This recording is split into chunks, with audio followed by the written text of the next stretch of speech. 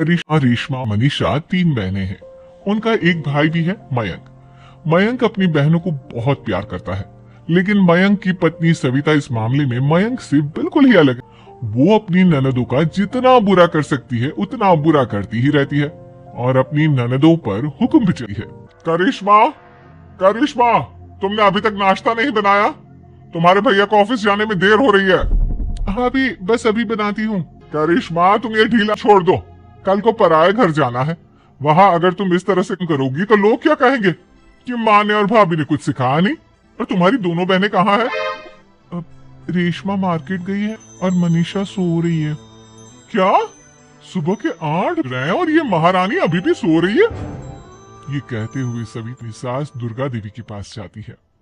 माँ जी, देख रही हो अपनी बेटी तौर तरीके? क्या हुआ बहू, सुबह सुबह क्या कर दिया मेरी बेटियों ने? अरे एक तो अभी अभी उठकर किचन में गई है, दूसरी सुबह सुबह बाहर चली गई और तीसरी अभी तक सो रही है। क्या करूं मैं इन तीनों का, मैं तो परेशान हो गई हूँ।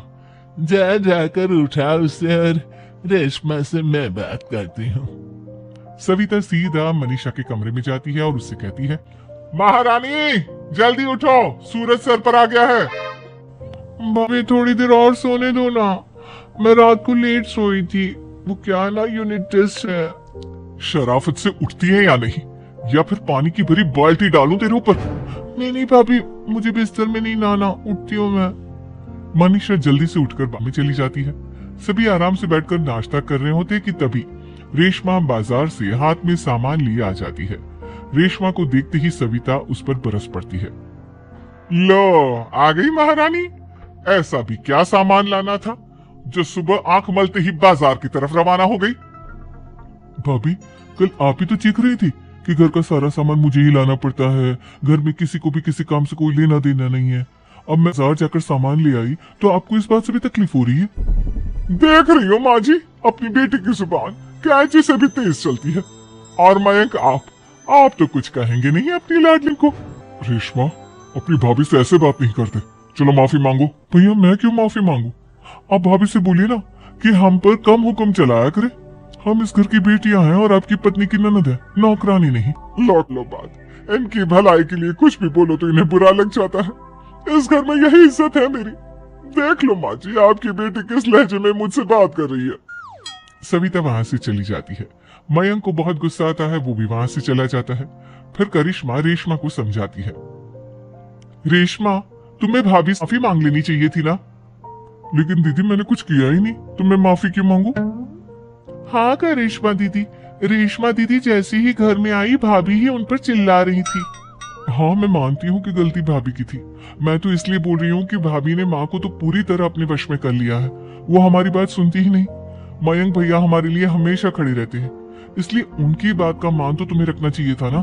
कोई फायदा नहीं दीदी, कुछ दिनों की बात और है, भाभी उन्हें भी हमारे खिलाफ भड़का देंगी, फिर वो भी माँ की तरह हमारी किसी बात का विश्वास नहीं करेंगे। इसी तरह सविता अपनी तीनों ननदों को किसी न किसी बात पर परेशान करती रहती थी। एक दिन मयंक अपनी तीनों बहनों के लिए लाया, करिश्मा ये तुम्हारे लिए हार का सेट, रेशमा तुम्हारे लिए सुंदर सी ड्रेस, और मनीषा तुम्हें किताबें पसंद है ना, तुम्हारे लिए किताबें लाया हूँ।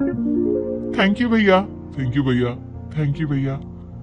करिश्मा तुम्हारा नेकलेस कितना सुंदर है, ये भैया कहाँ से ले आए होंगे? मैंने भैया को 3 दिन पहले फोन पर ये डिजाइन दिखाया था और आज भैया ये ले आए। सविता तो अपनी ननदों की गिफ्ट्स देखकर जल गई और करिश्मा का नेकलेस तो उसे भी बहुत पसंद आया था। अपनी बहनों के लिए कितना अच्छा नेकलेस लेकर आए हैं, मुझे कभी कोई गिफ्ट नहीं दिया, मैं आज ही ये हार चुरा लूंगी। रात में सविता करिश्मा का हार चुरा लेती है और इसी तरह उसे अपनी ननदों की जो भी चीज अच्छी लगती उसे मांगती नहीं बल्कि रात के अंधेरे में चुरा लेती।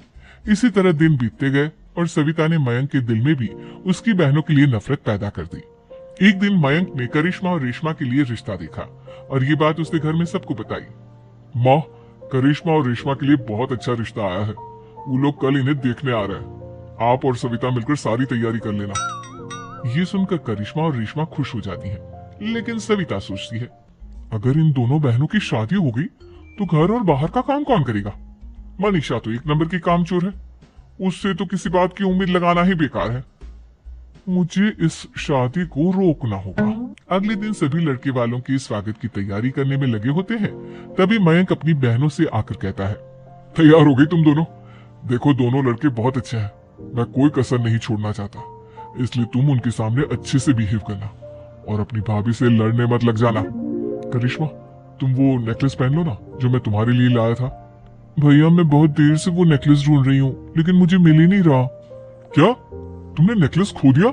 तुम्हें पता भी है वो कितना महंगा था? तुम कोई काम ढंग से नहीं कर सकती। मयंक गुस्से में वहां से चला जाता है। थोड़ी देर बाद लड़के वाले भी आ जाते हैं। वो दोनों बहनों को पसंद कर लेते हैं और रिश्ता पक्का हो जाता है। लेकिन सविता के दिमाग में तो कुछ और ही खिचड़ी पक रही थी। वो पंडित जी के पास करिश्मा की कुंडली लेकर जाती है और उन्हें पैसे देकर करिश्मा की कुंडली बदलवा देती है। जब लड़के वालों के पास करिश्मा की कुंडली जाती है तो वो दुर्गा को फोन करते हैं। बहन जी, हमने करिश्मा की कुंडली अपने पंडित जी को दिखाई थी। आपकी बेटी की कुंडली नहीं बल्कि दोषों का पिटारा है। देखिए, मैं और मेरे पति इन सब बातों में बहुत विश्वास करते हैं, इसलिए हम आपकी बेटी से अपने बेटे की शादी नहीं करा सकते। इस तरह करिश्मा का रिश्ता टूट जाता है और सभी घर वालों को बहुत दुख होता है। अब कविता सोचती है, चलो करिश्मा का तो रिश्ता टूट गया, अब रेशमा का भी रिश्ता तोड़ना है। क्या करूं क्या करूं? अब सविता आवाज बदलकर किसी अननोन नंबर से रेशमा के होने वाले ससुराल में फोन करती है। हेलो, मैं कौन हूँ कौन नहीं ये आपके लिए जानना जरूरी नहीं, बस इतना सुन लो कि रेशमा का 2 साल से किसी के साथ अफेयर चल रहा है। बस रेशमा का रिश्ता तोड़वाने के लिए सविता का इतना कहना काफी था। अब रेशमा का भी रिश्ता टूट गया। मयंक और दुर्गा देवी ने रेशमा को खूब खरी खोटी सुनाई और उससे बार बार उस लड़के के बारे में पूछने लगी। आप दोनों मुझे क्यों परेशान कर रहे हो? अरे कोई लड़का होगा मेरी लाइफ में तो मैं बताऊंगी ना, जब कोई है ही नहीं तो कहाँ से लाऊं मैं कोई लड़का? तो तेरे होने वाले ससुराल वालों को फोन किसने किया था? माँ मैं नहीं जानती किसने फोन किया था, मैं सच कह रही हूँ। मैं तो पहले ही कह रही थी इसकी लगाम खींच कर रखो, लेकिन मेरी सुनता ही कौन है। आप चुप रहिए भाभी, ये सब आपका ही किया धरा है। अब तीनों बहनों को विश्वास हो जाता है कि ये सब उनकी भाभी ही कर रही है। तीनों बहनें अपनी भाभी को सबक सिखाने के लिए एक वकील कर लेती है और घर में हिस्सा मांग। देखो भैया, माँ बाप की जायदाद में जितना बेटों का हक होता है उतना ही बेटियों का, इसलिए इस घर के 4 हिस्से होंगे और हमें अपना हिस्सा चाहिए। मैंने तुम्हारे लिए क्या क्या नहीं किया और तुम इस घर में हिस्सा मांग रही हो? भैया, आप और माँ हम बहनों की कोई बात नहीं सुनते हो और भाभी हमारी शादी नहीं होने देगी क्योंकि उन्हें लगता है कि आप हमारी शादी में ज्यादा पैसा लगाओगे और उन्हें हम जैसी फ्री की नौकरानी कहाँ मिलेगी।